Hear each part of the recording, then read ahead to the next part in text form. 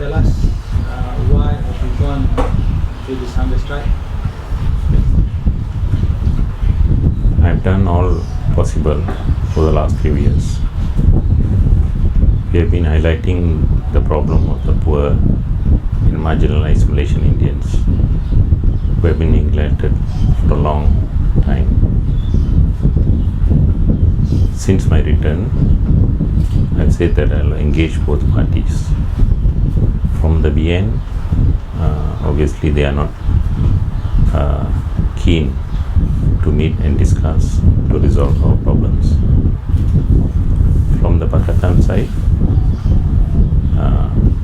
though they have officially not said no, the answer is obviously no. So we have exhausted everything, and I don't know what else to do.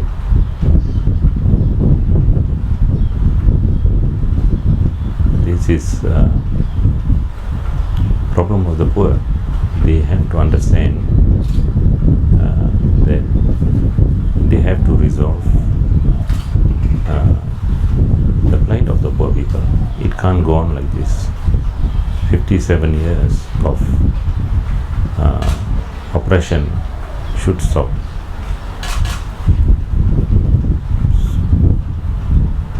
The problems faced by the Indians are unique and peculiar to us alone. You won't find such large displaced community. We are talking about 800,000. It has not happened to any other community in this country or around this region. I've checked with the United Nations. They confirm that it has never taken place around this region.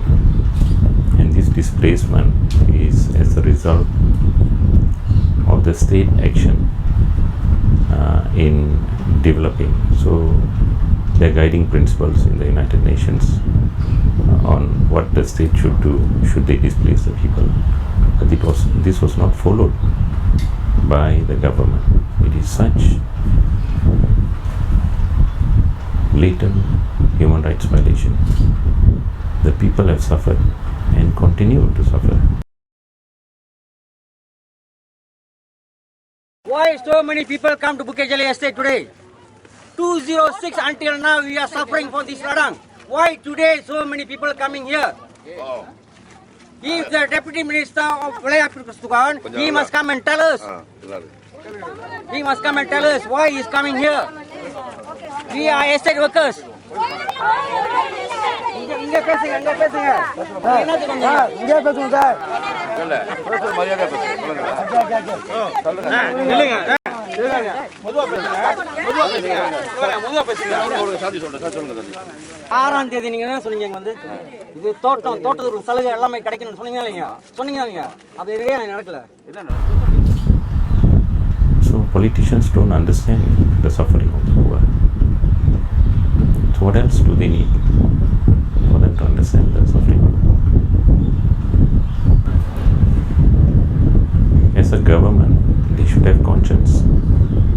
They can't simply evict people, a large community who have been settled in their estates for generations, kick them out from their estates.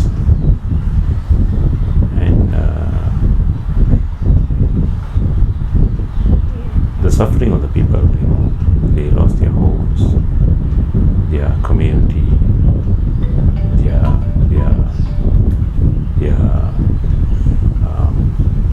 temples, their schools, their crematoriums.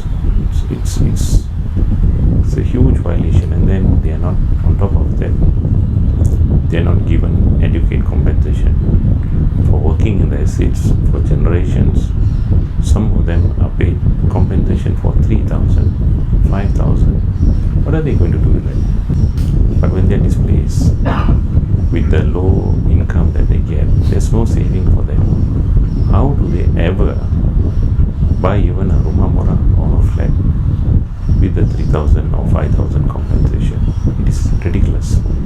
And they've come to the age of 50, 55. What job can they do? it's very unfair. So what many have, I know personally, many have died suffering. If you see the photo of this man here, can you see that man there? Okay. Anyone who comes here, I ask them, how old do you think that man is? I'm asking you, how old do you think he is? He looks over 80 years old. Over 80. Do you know what? He is 52. He is 52 years old. He lives in Pakatan. You know why he's like that? Because out of power, his estate has been one of the method they use to displace. They stop activities in the estate. Okay? He has got no job. He can't afford to buy another house. So he stays there until his house is demolished. He stays there. He doesn't have food. So he's malnourished. For a 52-year-old man, he's only 6 years older than me. You know, that's not how he's supposed to be. He's malnourished. His entire family, when I saw him in Batukawan, I don't think he could get up from his seat. So what do we tell them? What hope do we give them? Are we going to tell them, don't worry, change of government will bring about changes, everything will be resolved? No. That's why we insist change of government should come with real change for the poor. And obviously Barisan is not interested. And on this side, they have seen our blueprint. All three parties agreed that in principle it is acceptable. But they do not want to give a binding commitment to implement the contents of the blueprint. So it's clear. So I don't know what else to do. What else do they need? So this is what I can do. This is very far away from people. It's in the outskirts. In fact, people do not know the location of this temple. I'm not out for publicity. Many people who came here suggested that I should have done it in Brickfields. There's a large Indian community there who might also join, and we'll get daily crowd. Some even suggested I should do it in Putrajaya and all that. No. I'm doing it out of my own conscience. I'm not interested in the publicity, and I don't seek anything. I just want to be in peace and quiet without any disturbance. As you see, this place is very quiet. There's no disturbance here. I'm here on my own, doing my own prayer and living in peace and quiet. There was one gentleman from Sabat Raya, Johor. They've also placed one of their banner over there. It's a Chinese group. He's a student, so he came in yesterday and he fasted with me for 24 hours. He left this morning because he had class to attend. It has been good until today.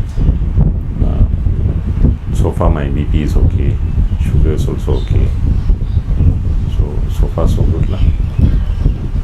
We have 2 volunteer doctors who come every day to check my condition. Till my body lasts.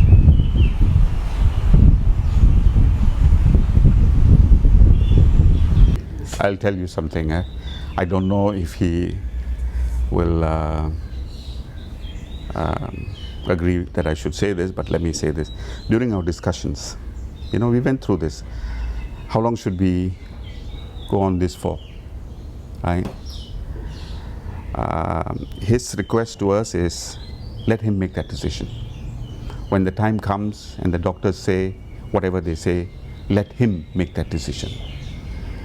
And I am of the opinion that that he should make that decision. We are all behind him.